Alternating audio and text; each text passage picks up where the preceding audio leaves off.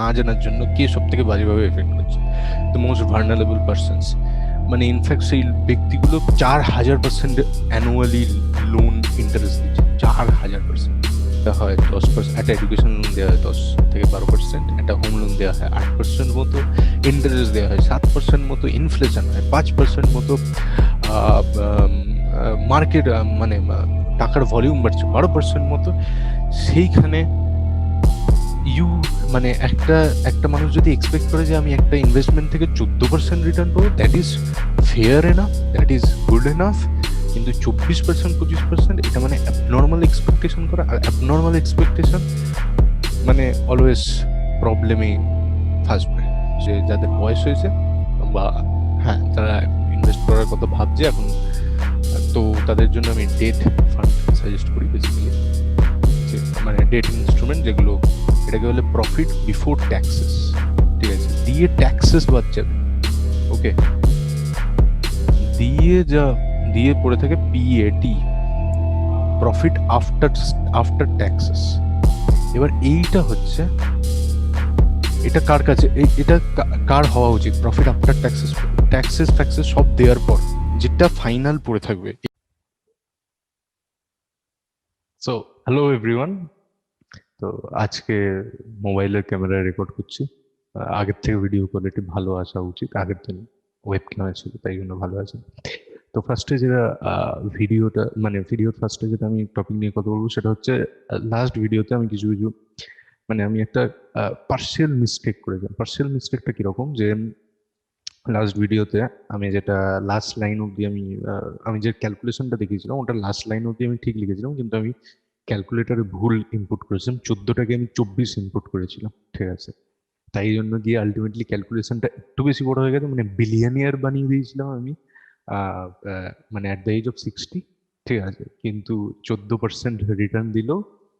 মানে পার্সিয়াল, এটা আমি কেন ভুল বলছি, কারণ 24% রিটার্ন দেয় এরকম মিউচুয়াল ফান্ড আছে, কিন্তু 36 বছর ধরে 24% রিটার্ন দেবে এরকম কোনো গ্যারেন্টি নেই। ঠিক আছে, মানে ইনফ্যাক্ট গ্যারেন্টি থাকা উচিত, মানে ইটস কাইন্ড অফ ইম্পসিবল। ঠিক আছে, আর সেকেন্ড হচ্ছে উম, যে পার্সিয়াল ভুল আরো কেন বললাম, যে ইয়েটা আম, যে হ্যাঁ, ও বিলিয়ন মানে আমি বিলিয়নিয়ার বানিয়ে দিয়েছিলাম, সেটা মিলিয়নিয়ার হবে কিন্তু স্টিল অডি কিনতে পারবে। হ্যাঁ, in fact at the age of 50 Audi কিনতে পারবে, যেটা আমার থাম্বনেলে ছিল। সো ওটাও করতে পারবে। আর আর বিলিয়নিয়ারও হয়ে যাবে, but at the age of 75। Okay, মানে ওই ফ্যাক্টরটা যেটা 119912 এসেছিল, ওই ফ্যাক্টরটা 20,884 আসবে। ঠিক আছে, মানে 119 কোটি করেছিলাম অ্যাট দ্য এজ অফ 60, সেটা 20 কোটি হবে অ্যাট দ্য এজ অফ 60।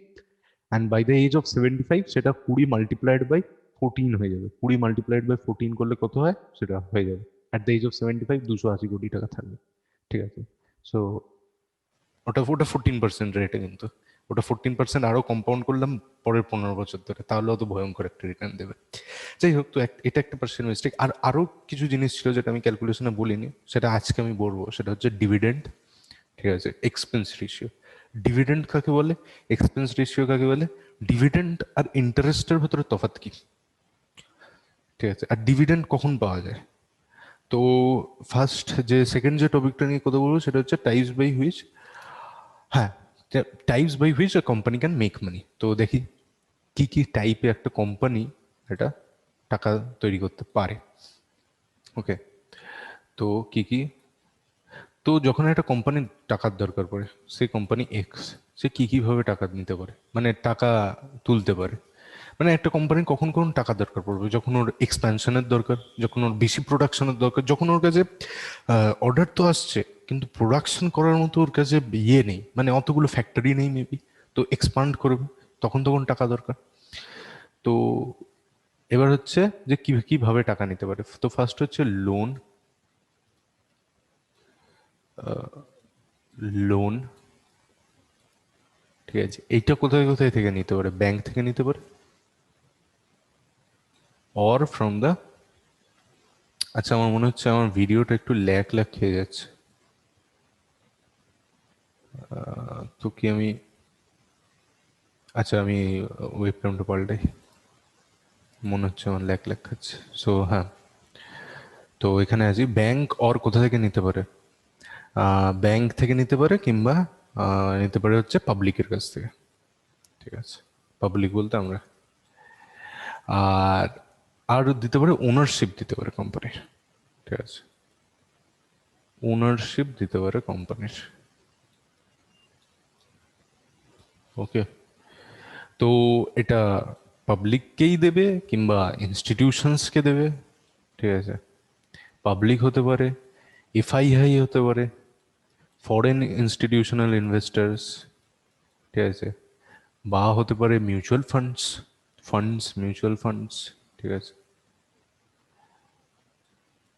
আচ্ছা মিউচুয়াল ফান্ডস এই দুটো জায়গাতেই আছে, সো ওটা আলটিমেটলি গিয়ে পাবলিককেই দেওয়া, তো বেশি লিখে লাভ নেই। মিউচুয়াল ফান্ড এর কাছে কোনো টাকা থাকে না, মিউচুয়াল ফান্ডের টাকাটা পাবলিকই দেয়। ও আমি ক্যামেরাটা এইদিকে হয়ে গেছে, আমি আবার ওদিকেই দেখাচ্ছি, যাই হোক। হ্যাঁ, তো এই দুটো বইতে টাকা দিতে পারে, টাকা তুলতে পারে। হুম, এবার লোন যখন দেয় কোম্পানি, তখন কোম্পানি কি বলে যে কোম্পানি যার কাছ থেকে লোন নিচ্ছে, আমাদের কাছ থেকে লোন দিচ্ছে, তো আমাদেরকে একটা ফিক্সড রিটার্ন দেয়। ঠিক আছে, তো কোম্পানি আমাদের কাছ থেকে টাকা নিলে আমাদেরকে একটা ফিক্সড রিটার্ন দেয়। আর এই ফিক্স, আর তার বদলে কোম্পানি কি ইস্যু করে, আমাদের নামে ডিবেঞ্চার্স ইস্যু করে। ডিবেঞ্চার্স হয়, যেটা বিদেশে বন্ডও বলে, কিন্তু এখানে ডিবেঞ্চার্সটা বেশি পপুলার। এবার দুটো প্রকারের ডিবেঞ্চার্স হয়, তো ডিবেঞ্চার্সের ডিটেলে গেলাম না, বাট ডিবেঞ্চার্স একে বলে, মানে ডিবেঞ্চার্স নামটা শুনলে এটা হচ্ছে পাতিগত লোন দিচ্ছে, মানে আমরা লোন দিচ্ছি কোম্পানিকে, কোম্পানি তার বদলে একটা ফিক্সড ইন্টারেস্ট দিচ্ছে। ওকে, আর ওনারশিপ, যদি আমি নিই, আমি কোম্পানিকে ওনারশিপ হিসেবে টাকা দিলাম, মানে শেয়ার কিনলাম কোম্পানি, তখন কোম্পানি আমাকে শেয়ার ইস্যু করবে। ঠিক আছে, এবার এইটা হয়ে গেল দুটো প্রকারে কিভাবে কোম্পানি টাকা তুলতে পারে। এবার টাকা যখন পেয়ে গেল, এই টাকাগুলো, এই যে টাকাগুলো তুললো, সেই টাকাগুলো ইনভেস্ট করলো কোথাও একটা কোম্পানি, দিয়ে কোম্পানি রিটার্ন পেলো, কোম্পানি রেভিনিউ তুললো। ঠিক আছে, তখন কিভাবে কিভাবে এদের কাছে টাকাটা ফেরত আসবে সেটা দেখা যাক। And that is more important, revenue যেটা জেনারেট করলো। তো রেভিনিউ থেকে ফার্স্টে তো অপারেটিং কস্ট বাদ গেল, অপারেটিং এক্সপেন্সেস। ঠিক আছে, অপারেটিং এক্সপেন্সেস। ওকে,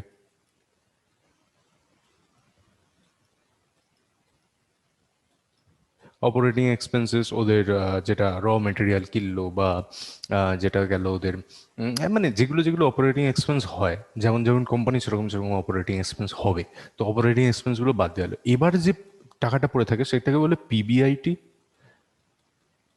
অর আরেকটাও নাম আছে ইবিআইটি। মানে কি, এইটা হচ্ছে profit before interest and taxes, earnings before interest আর ট্যাক্সেস। ঠিক আছে, আর ট্যাক্সও যাবে রে বাবা, ট্যাক্সটা অনেকে ভুলে যায় যে দিতে হবে না, ট্যাক্স ফ্যাক্স বলে কোনো জিনিস হয় না, মানে ট্যাক্সও দিতে হয়। ঠিক আছে, তো তার এর ট্যাক্স আগে যাবে না ইন্টারেস্ট আগে যাবে? আগে ইন্টারেস্ট যায়।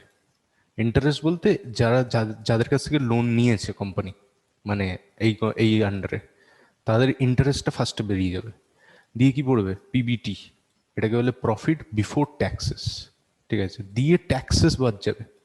ওকে, দিয়ে যা দিয়ে পড়ে থাকে PAT, profit after after taxes. এবার এইটা হচ্ছে, এটা কার কাছে এটা কার হওয়া উচিত, প্রফিট আফটার ট্যাক্সেস, ট্যাক্সেস ফ্যাক্সেস সব দেওয়ার পর যেটা ফাইনাল পড়ে থাকবে, এই প্রফিটটা কাদের নামে থাকে, এদের এই প্রফিটটা গোটাটা থাকে ওনার্সদের নামে। ঠিক আছে, যাই প্রফিট হোক সব ওনার্সদের নামে যাবে।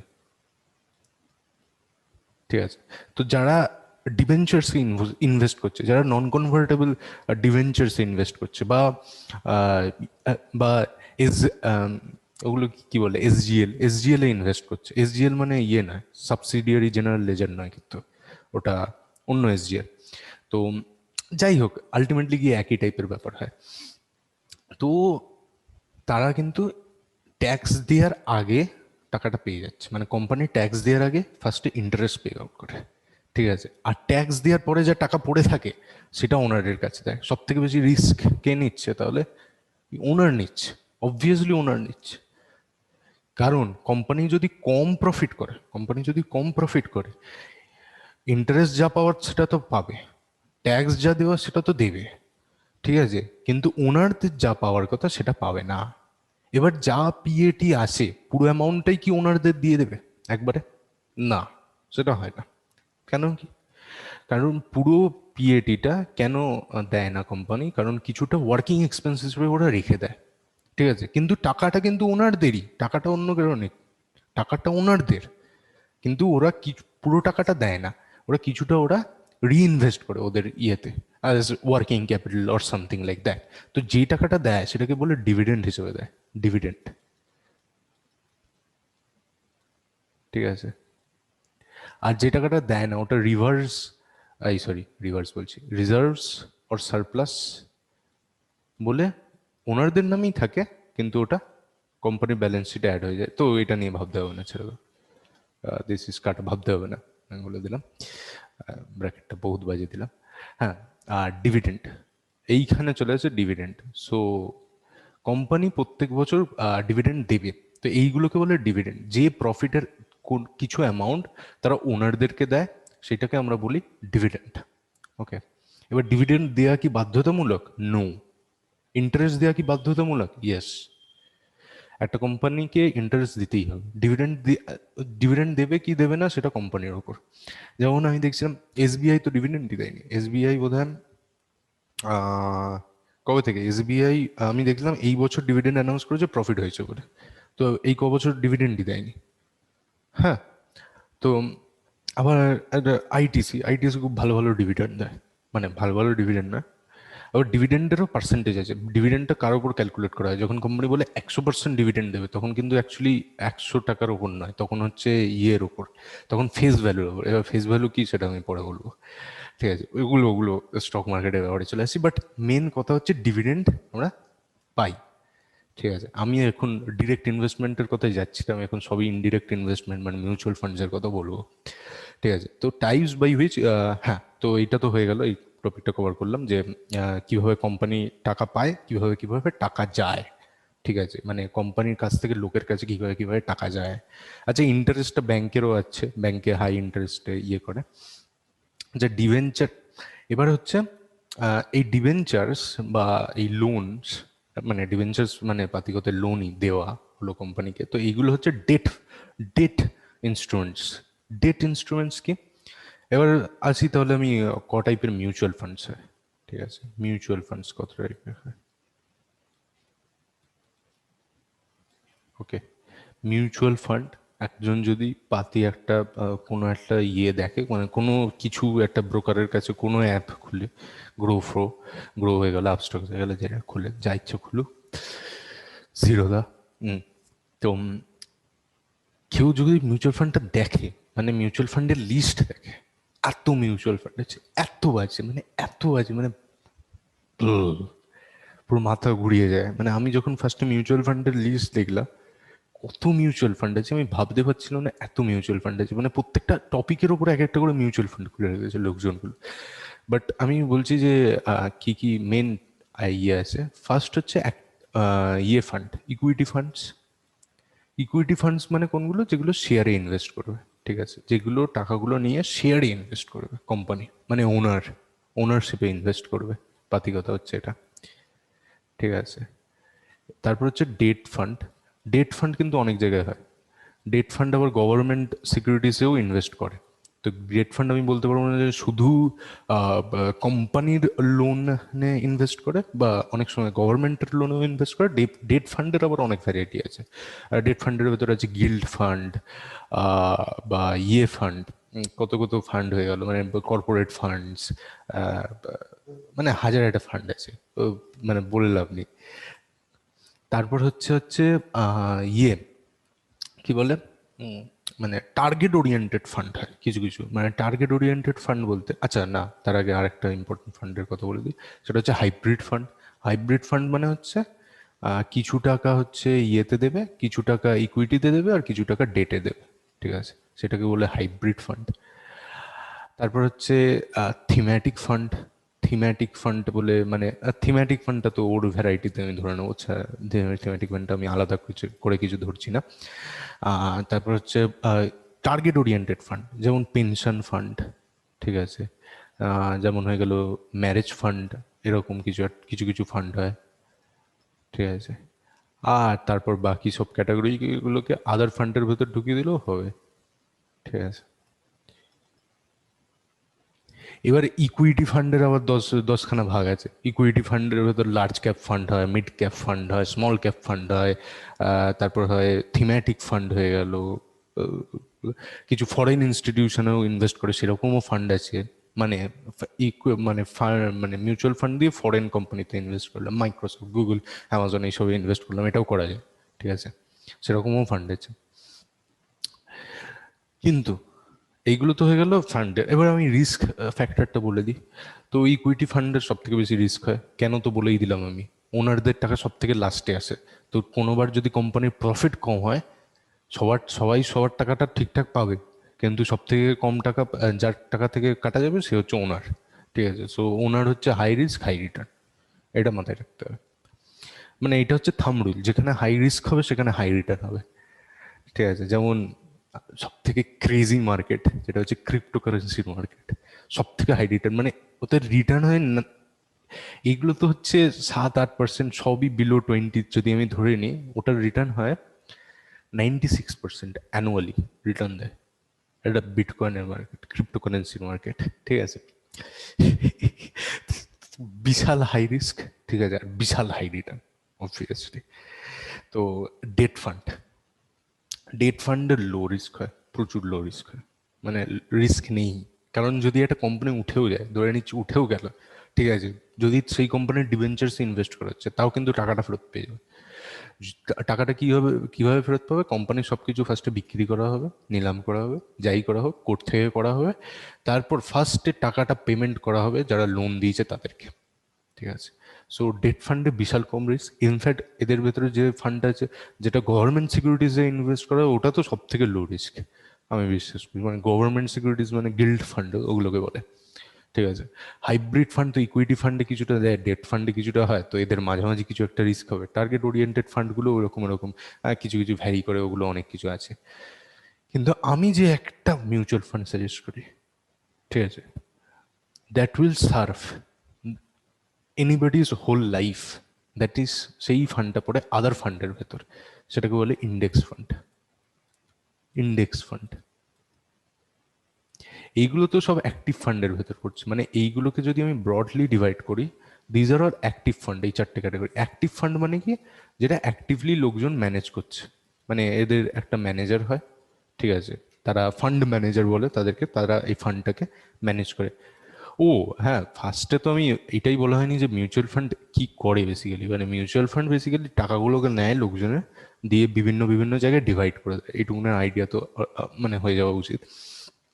মানে টাকাগুলো বিভিন্ন বিভিন্ন জায়গায় ডিভাইড করে দেয়। এবার তাদের একটা ফান্ড ম্যানেজার লাগবে, তো ফান্ড ম্যানেজারের একটা এক্সপেন্স লাগবে।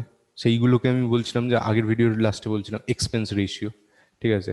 এই এক্সপেন্স রেশিও কিন্তু ব্রোকার নিচ্ছে না, কিন্তু এটা ফান্ড ম্যানেজাররা নিচ্ছে, ঠিক আছে। তাদেরকেও তো পেট চালাতে হবে। তো এই এক্সপেন্স রেশিওগুলো অনেক অনেক ভ্যারি করে, মানে প্রচুর প্রচুর ফান্ডে প্রচুর প্রচুর মানে কিছু কিছু এক্সপেন্স রেশিও হয় 1%, 2%, কিছু 0.5% বা এরকম এরকম। তো ফার্স্টে এক্সপেন্স রেশিও দেখতে হয়, ঠিক আছে। তারপর আরেকটা জিনিস দেখতে হয় যে ডিভিডেন্ডটা পে আউট করে দিচ্ছে না ডিভিডেন্ডটা রিডিম করে নিচ্ছে, মানে ডিভিডেন্ডটা রিইনভেস্ট করে নিচ্ছে। মানে ডিভিডেন্ড যেটা পাচ্ছে, মানে বললাম নি বছর বছর ডিভিডেন্ড পায় সব কোম্পানির থেকে, সেগুলো লোকের কাছে আসার কথা, কিন্তু সেটা অনেক মিউচুয়াল ফান্ড হয় যেগুলো ডিভিডেন্ডটা না দিয়ে ডিভিডেন্ডটা রিইনভেস্ট করে দেয়, মানে ডিভিডেন্ডটা আবার ওই ফান্ডেই ঢুকিয়ে দেয় লোকটার নামের অ্যাকাউন্টে। সো আমি সাজেস্ট করি ডিভিডেন্ড রিইনভেস্টমেন্টটা, বিকজ তাহলে প্রফিটটা আলটিমেটলি বেড়ে যায়। আর ডিভিডেন্ডটা খুবই কম অ্যামাউন্টই হয়, মানে যদি কেউ ইজ মানে ধরে নিচ্ছে আইটিসি, আমি আইটিসি বললাম খুব ভালো ডিভিডেন্ড দেয়। তো আইটিসি যদি এখন শেয়ারের দাম কত আছে, 211, ঠিক আছে। তো যদি 5টা শেয়ার কেনে ক টাকা ডিভিডেন্ড পাবে এক্সপেক্ট করছে? ডিভিডেন্ড কিছু লাখ লাখে হয় না, হ্যাঁ। ডিভিডেন্ড ওরা বোধহয় 4 টাকা করে ডিভিডেন্ড দেয়, 4 মানে কিছু একটা ওই রকমই, 4-5 টাকা ডিভিডেন্ড দেয়, ঠিক আছে। তো পার শেয়ারে 4-5 টাকা করে পাবে। তো কেউ যদি 1,000 টাকা ইনভেস্ট করে বছরে ওই 25 টাকার কাছাকাছি পাবে। তো ওইটুকুনি ডিভিডেন্ড পায়, তো ওইটুকুন টাকা নেওয়ার থেকে রিইনভেস্ট করে দিলে আমার বেশি টাকা বাড়বে। তো আমি তো রিইনভেস্টমেন্ট সাজেস্ট করি। তো এক্সপেন্স রেশিও এটা যেটা ফান্ড ম্যানেজার নিয়ে নেয়। আর তারপরে সব থেকে কম এক্সপেন্স রেশিও কোন ফান্ডে আছে? আমি জানি না, বা ডেট ফান্ডের কিছুতে এর থেকে কম এক্সপেন্স রেশিও নাই কিনা, কিন্তু এটা এটা বহুত কম এক্সপেন্স রেশিও, দ্যাট ইজ 0.1%। 0.1%। এটা কার এক্সপেন্স রেশিও? ইন্ডেক্স ফান্ডের। এবার ইন্ডেক্স ফান্ড কি করে? আমি বললাম ওগুলো অ্যাক্টিভ ফান্ড, মানে অ্যাক্টিভলি লোকজন ম্যানেজ করছে। তো ইন্ডেক্স ফান্ড কি অ্যাক্টিভলি লোকজন ম্যানেজ করছে না? অ্যাকচুয়ালি এটা একটা ম্যাথামেটিক্যাল অ্যালগোরিদমে ভাগ করে দেয় ইন্ডেক্স ফান্ড। ইন্ডেক্স ফান্ড কি করে যে ইন্ডেক্সটাকে ফলো করে। এটা আবার দু প্রকারের হতে পারে, মানে নিফটি ইন্ডেক্স ফান্ড, মানে দু প্রকারের না, অন্যান্য ইন্ডেক্সও দিতে পারে, কিন্তু মানে মোট কথা ইন্ডেক্সে টাকা দেবে। কিন্তু এই দুটো যেহেতু পপুলার, তো আমি এই দুটোরই নাম নেব, নিফটি ইন্ডেক্স ফান্ড আর সেন্সেক্স ইন্ডেক্স ফান্ড। এইগুলো কি? এগুলো হচ্ছে মার্কেট ইন্ডেক্স। এগুলো কি করে ক্যালকুলেট করা হয়? ক্যালকুলেশন বোঝাতে গেলে একটু ইয়ে হয়ে যাবে, বা ভিডিওটা একটু লম্বা হয়ে যাবে। মানে ক্যালকুলেশন হচ্ছে বেসিক্যালি টোটাল মার্কেটের ক্যাপিটালাইজেশন কত divided by base capitalisation multiplied by 100। মানে বোঝা গেল না আমি জানি, বাট যাই হোক, এটা একটা মার্কেটের রেঞ্জটাকে শো করে। মানে নিফটি হচ্ছে এনএসসির ইন্ডেক্স।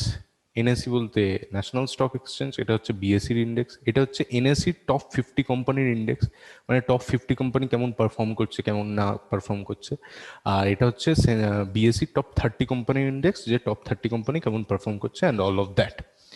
সো ইন্ডেক্স ফান্ডটাকে এমনভাবে ডিজাইন করা হয় যাতে এটা রাফলি ইন্ডেক্সের গ্রোথটাকে ফলো করে। মানে ইন্ডেক্সটা যেভাবে যেভাবে গ্রো করছে, ইন্ডেক্স ফান্ডও সেরকম সেরকমভাবে গ্রো করবে। এটা হচ্ছে ইন্ডেক্স ফান্ডের অবজেক্টিভ। ঠিক আছে? সো যেহেতু ইন্ডেক্স ফান্ড নিফটি লাস্ট হয়তো যেখানে যবে থেকে শুরু হয়েছে তবে থেকে ইন্ডেক্স ফান্ডের উপর আমি বলেছিলাম 14.47%, মানে 14% মতো রিটার্ন আসছে। তাই জন্য আমি ক্যালকুলেট করেছিলাম আগেরটা ওই 14.47% ধরে, বিকজ আমি ধরে নিয়েছিলাম যে আমি ইন্ডেক্স ফান্ডে ইনভেস্ট করবো। আর সেন্সেক্সটাও ওরকম খুব কাছাকাছি। ঠিক আছে? হ্যাঁ, মানে এটা একটু ভ্যারি করে যায়, 1-2% ভ্যারি করে, মানে 1%ও ভ্যারি করে না, 0.5 এরকম রেঞ্জে থাকে। তো যাই হোক, তো এইটা হচ্ছে আমাদের মেন ব্যাপার। ঠিক আছে? তো 14% অন অ্যান অ্যাপ্রক্সিমেট আমি দুটোতেই ধরে নিলাম, 14% করে আমরা ইন্ডেক্স ফান্ডে পেয়ে যাবো। ঠিক আছে? এবার আমি কেন ইন্ডেক্স ফান্ড সাজেস্ট করছি? এবার এইরকম ইকুইটি ফান্ডের ভেতর এরকম কিছু ডেঞ্জারাস ফান্ড আছে যেগুলো লাস্ট 3 বছর ধরে 25% রিটার্ন দিচ্ছে, লাস্ট 5 বছর ধরে 25% দিচ্ছে, 5 বছর ধরে 25%। আজকে আমি দেখছিলাম একটা অ্যাক্সিস ব্যাংকের টেকনোলজির ফান্ড আছে। টেকনোলজির ফান্ড বলতে সবকটা technical company, Infosys, Wipro, TCS, এগুলোতে ইনভেস্ট করেছে। সেগুলো লাস্ট বছর ধরে 5 বছর ধরে ভয়ঙ্কর বাড়ছে। ঠিক আছে? তো বাড়বেই, এটা সাধারণ বুদ্ধি। টেকনোলজির ফান্ডগুলো এখন টেকনিক্যাল কোম্পানিগুলো হুড় করে টানছে, তাই ওই ফান্ডটাও বাড়ছে। কিন্তু এইটা আমি যেটা বলছিলাম, অ্যাক্সিস ব্যাংকের একটা ওই ইয়ের ফান্ড আছে, তো ওইটার দেখছিলাম আমি যে 22% টাকা, 22.8% টাকা ইনফোসিসে দিচ্ছে। ইনফোসিস কোম্পানিতে, মানে যদি আমি 100 টাকা ওই ফান্ডটাতে দিই, তো 22 টাকা 8 পয়সা মোটামুটি ইনফোসিসে যাচ্ছে। ইনফোসিসের শেয়ার কেনা হচ্ছে 22 টাকা 8 টাকা আর 8 পয়সা দিয়ে। তো এবার মানে একটা খুব ভালো অ্যামাউন্ট কিন্তু শুধু ইনফোসিসের ওপর যাচ্ছে, আর বাকি কোম্পানিগুলোর ওপর কিন্তু 2 ডিজিটের কোনো পার্সেন্টেজ নেই। এরকম ভাবে ভাগ করে, তো ইনফোসিস বিশাল গ্রো করেছে লাস্ট 5 বছরে, এই ফান্ডটাও বিশাল গ্রো করেছে। কিন্তু আমি কি গ্যারান্টি সমেত বলতে পারি যে ইনফোসিস আজ থেকে 36 বছর পরও এতখানি রেলিভেন্ট থাকবে যতখানি আজকে আছে? হ্যাঁ, আমি মানছি এখন ইনফোসিসের যে ব্যালেন্স শিট খুব ভালো, ঠিক আছে, ফান্ডামেন্টাল খুব ভালো চলছে, ঠিক আছে, সো খুব প্রফিট বানাচ্ছে, হ্যাঁ খুব উপরে উঠছে এদের শেয়ার, তো অবভিয়াসলি এরা ভালো রিটার্ন দিচ্ছে। কিন্তু আমরা কি বলতে পারি যে আজ থেকে 36 বছর পরেও ইনফোসিস এতখানি রেলিভেন্ট থাকবে? আই ডোন্ট নো, মানে হতেও পারে নাও হতে পারে। দ্যাট ইজ, মানে আমি লাকের ওপর ভরসা করছি। ঠিক আছে? এটা হচ্ছে যে কোনো অ্যাক্টিভ ফান্ডে দেওয়ার কথা, যে আমি লাখের ওপর ভরসা করছি। হ্যাঁ, 4-5 বছরের যদি ইনভেস্টমেন্ট হয়, একটু রিস্ক নেওয়ার ক্ষমতা থাকে, ইনভেস্ট করতেই পারে। ঠিক আছে? তাতে কিছু যায় আসে না। কিন্তু ইন্ডেক্স ফান্ডে আমি কার ওপর ভরসা করছি? আমরা কিছুর উপরে ভরসা করছি, আমরা ফ্যাক্টের উপর ভরসা করছি। ফ্যাক্ট কি? ফ্যাক্ট হচ্ছে ইন্ডিয়ার ইন্ডেক্স বাড়বে। ঠিক আছে? এই ফ্যাক্টর উপর আমি ভরসা করলাম যে ইন্ডিয়াতে যত দিন যাবে তত শেয়ার মার্কেটের লোকজন বাড়বে, শেয়ার মার্কেটে যারা ইনভেস্ট করবে, হ্যাঁ, প্লাস হচ্ছে কোম্পানিগুলোর গ্রোথ হবে, ঠিক আছে, মার্কেট ইনফ্লেশন বাড়বে, ইনফ্লেশন বাড়ছে মানে কোম্পানিরও গ্রোথ হচ্ছে, ঠিক আছে। So this is index fund is I am spending my money on the fact, মানে আমি কোথায় ইনভেস্ট করছি, আমি একটা ফ্যাক্টে ইনভেস্ট করছি। আর active fund I am investing in speculation kind of, যে ইনফোসিস আজকে বাড়বে, I am investing on luck, এটা বলতে পারো, ঠিক আছে। আমি বলছি না যে এই ফান্ডে দিলে আমি শুধু লসেই যাব বা এরকম কিছু, মানে 10 বছর পর রিলিভেন্ট থাকবে না, মানে আমি এরকম বলছি না যে এইটা লসই দেবে, ঠিক আছে। কিন্তু আমি এরকম বলছি যে যতখানি প্রফিট এখন দিচ্ছে সেটা নাও দিতে পারে, ঠিক আছে, কিন্তু এইটা একটা কন্টিনিউয়াস প্রফিট আমাকে দেবেই দেবে, বিকজ ইট ইজ ফ্যাক্ট। ওকে, তো তাই জন্য আমি সাজেস্ট করি যে এইটাতে ইনভেস্ট করতে। আর কেউ যদি শেয়ার মার্কেটে ইনভেস্ট করে এইটা ভেবে যে আমি 24-25% রিটার্ন পাবো, দ্যাট ইজ অ্যাবনর্মাল এক্সপেকটেশন আমি বলবো, ঠিক আছে। অ্যাবনর্মাল এক্সপেকটেশন কেন অ্যাবনর্মাল এক্সপেকটেশন? কারণ হচ্ছে যে যে যে বাজারে একটা লোন দেওয়া হয় 10%, একটা এডুকেশন লোন দেওয়া হয় 10 থেকে 12%, একটা হোম লোন দেওয়া হয় 8% মতো, ইন্টারেস্ট দেওয়া হয় 7% মতো, ইনফ্লেশন হয় 5% মতো, মার্কেট মানে টাকার ভলিউম বাড়ছে 12% মতো, সেইখানে ইউ মানে একটা একটা মানুষ যদি এক্সপেক্ট করে যে আমি একটা ইনভেস্টমেন্ট থেকে 14% রিটার্ন পাবো, that is fair enough, that is good enough. কিন্তু 24%-25% এটা মানে অ্যাবনর্মাল এক্সপেকটেশন করা, আর অ্যাবনর্মাল এক্সপেকটেশন মানে অলওয়েজ প্রবলেমে ফাঁসবে। সো আমি সবসময় সাজেস্ট করি যে কোনো ইন্ডেক্স ফান্ডে ইনভেস্ট করতে, ঠিক আছে। তো তার ভেতরেও আমি সাজেস্ট করবো নিফটিতে ইনভেস্ট করতে, কারণ নিফটি মানে একটু প্রেডিকশন আছে যে নিফটি একটু বেশি গ্রোথ দেখাবে রাদার দ্যান সেন্সেক্স, ঠিক আছে, এরকম একটা কিছু একটা প্রেডিকশন আছে। That's all. তো আমি সবসময় সাজেস্ট করি একটা ইন্ডেক্স ফান্ডে ইনভেস্ট করতে, আর 24 মানে অ্যাবনর্মাল কিছু রিটার্ন এক্সপেক্ট না করতে, একটা কনসিডারেবল রিটার্ন যেটা আমাকে ইনফ্লেশনের থেকে বাঁচিয়ে একটা ভালো ইনভেস্টমেন্ট দেবে, মানে একটা ভালো ইনভেস্টমেন্ট, সেইটা একটা 14-15%-এর ইন্ডেক্স ফান্ড ইজ ইনাফ আমার মনে হয়। তো দ্যাটস ফেয়ার এনাফ। তো আমি সবসময় ইন্ডেক্স ফান্ড সাজেস্ট করি ব্যাস। আর যাদের বয়স হয়ে গেছে, যদি মানে 60 বছর বয়সে বা 65 বছর বয়সে, তাদের আমি বলি যে ইকুইটি ফান্ডে না দিয়ে আমি তাদেরকে সাজেস্ট করবো যে ডেট ফান্ডে ইনভেস্ট করতে, কারণ তাদের কি একটা স্টেবল রিটার্ন চাই। হ্যাঁ, মানে তাদের ইকুইটি ফান্ডে দিয়ে বিশেষ কিছু লাভ হবে না, কারণ কম্পাউন্ডিংটা অত বছর ধরে হবে না। মানে আর যদি 5 বছর লোকজন দেখে তো ইয়ে হয়ে যাবে, মানে 5 বছর যদি লোকজন দেখে তো মানে 5 বছরে ইন্ডেক্স ফান্ড কমতেও পারে, ইন্ডেক্স কমতেই পারে 5 বছরে, এরকম কোনো মাথার দিব্যি দেয়নি যে 5 বছরে বাড়বে, ঠিক আছে। হর্ষদ মেহতার টাইমে কি হয়েছিল, কেতন পারেখের টাইমে কি হয়েছিল, মার্কেট হুড় করে উঠেছিল, 5 বছরে নেমে গেছিল। সো আর নেমে বসেছিল প্র্যাকটিক্যালি মার্কেট, মানে কেউ যদি সেন্সেক্সের গ্রাফ দেখে তাহলে বুঝতে পারবে, মানে হর্ষদ মেহতার সময়ে মানে এরকম হয়েছিল গ্রাফটা, মানে এরকম এরকম করে বাড়ছে, হর্ষদ মেহতা এসেছিল এরকম উঠে গেছিল, আবার এরকম নেমে গেল, দিয়ে এরকম এরকম করতে করতে এটা বছরের পর বছর থেকে গেছিল। নেক্সট কিতান পারেখ স্ক্যাম হলো, তখনও এরকম হয়ে গেছিল। হ্যাঁ, মানে এইরকমই গ্রাফটা। এইটা এটা কেন, তার কারণ হচ্ছে তখন সরকারটা খুব আনস্টেবল ছিল, ঠিক আছে, তখন সরকার খুব একটা স্টেবল ছিল না, তাই জন্য এরকম হয়নি। তারপর ওই মোস্ট প্রবাবলি আমি জানি যে সরকার যখন হালকা স্টেবল এসেছিল তখন থেকে বোধহয় একটু একটু বেড়েছিল, আমার যে ঠিক মনে পড়ছে না, বাট এরকম হয়েছিল। তো তখন তাই জন্য আমি ইকুইটি ফান্ড তাদের জন্য সাজেস্ট করি না যারা 15-20 বছর অপেক্ষা করতে পারবে না, ঠিক আছে, হ্যাঁ অ্যাটলিস্ট 10 তো অপেক্ষা করতেই হবে। সো তাদের জন্য আমি বলবো যে ডেট ইনস্ট্রুমেন্টস যেগুলো খুব লো রিস্কের, আর রিটার্নও একটা কনসিডারেবল দিয়ে দেয়, ঠিক আছে। যেমন কর্পোরেট ফান্ডগুলো আমি দেখছিলাম আজকে, যে কর্পোরেট ফান্ডটা রিটার্ন দিয়েছে খুব ভালো 9%-এর। মানে আমি একটা খুব ইয়ে সাজেস্ট করতে পারি, আমি কোনো কোম্পানির ব্র্যান্ড অ্যাম্বাসিডর নই, বাট একটা আছে ফান্ড আছে Aditya Birla corporate bond fund, ঠিক আছে, সেটাই সবাই ইনভেস্ট করতে পারে, বিকজ ওটার হোল্ডিংসগুলো অনেক ম্যাসিভ, মানে ওটা 214খানা হোল্ডিংস আছে, মানে 214 জায়গায় টাকাটা ভাগ হয়ে যায়, ঠিক আছে। ওটা ডেট ফান্ডের ভেতর পড়ে। তো সেইটা ভালো একটা ফান্ড। তারপর আদিত্য বিড়লারই একটা আছে গভর্নমেন্ট সিকিউরিটিজ ফান্ড, মানে যেগুলো ওই গিল্ড ফান্ড গভর্নমেন্ট সিকিউরিটিজ। আচ্ছা, গভর্নমেন্ট সিকিউরিটিজটাও কি আমি বলে দিই। গভর্নমেন্ট সিকিউরিটিজ হচ্ছে গভর্নমেন্টের যখন টাকা চাই, যে কোনো স্টেটের টাকা চাই বা কোনো সেন্ট্রাল গভর্নমেন্টের টাকা চাই, হ্যাঁ, তখন কি হবে যে টাকাটা হচ্ছে ইয়ে হবে, মানে ওরা বলবে আরবিআই এর কাছে, আরবিআই আমাকে লোন দাও, আরবিআই কিছু পাবলিক ইস্যু করবে, সেইগুলো হচ্ছে মানে কিছু ওই সিকিউরিটিজ ইস্যু করবে, সেইগুলোর উপর আমরা ইনভেস্ট করছি বেসিক্যালি। তো আমরা বেসিক্যালি সরকারকে টাকা দিচ্ছি আর সরকার পেমেন্ট ঠিক ঠিক টাইমে করে দেয়। ঠিক আছে, তো সেইগুলো হচ্ছে সব থেকে সেফেস্ট আমি বলবো। এবার আদিত্য বিড়লার যেটা গভর্নমেন্ট সিকিউরিটিজ প্ল্যান যেটা বলছিলাম, ওটায় হচ্ছে ওটায় হচ্ছে অনেক মানে শুধু গভর্নমেন্ট অফ ইন্ডিয়া বাদ দিয়েও ওটারও হোল্ডিংসটা অনেক কটা আছে। শুধু গভর্নমেন্ট অফ ইন্ডিয়া বাদ দিয়েও অনেক স্টেট গভর্নমেন্টের ইয়েতেও মানে স্টেট ডেভেলপমেন্ট লোনেও ইনভেস্ট করেছে, মানে এসডিএল বলে লেখা থাকবে, স্টেট ডেভেলপমেন্ট লোন, সেইগুলোতেও ইনভেস্ট করেছে। সো আর ওটার ভালো রিটার্ন আছে, মানে 10%-এর কাছাকাছি রিটার্ন আছে। তো যারা, আমি বলবো যে যাদের বয়স হয়েছে বা হ্যাঁ যারা এখন ইনভেস্ট করার কথা ভাবছে এখন, তো তাদের জন্য আমি ডেট ফান্ড সাজেস্ট করি বেসিক্যালি, যে মানে ডেট ইনস্ট্রুমেন্ট যেগুলো 9-10% রিটার্ন দিচ্ছে। So and they are safe.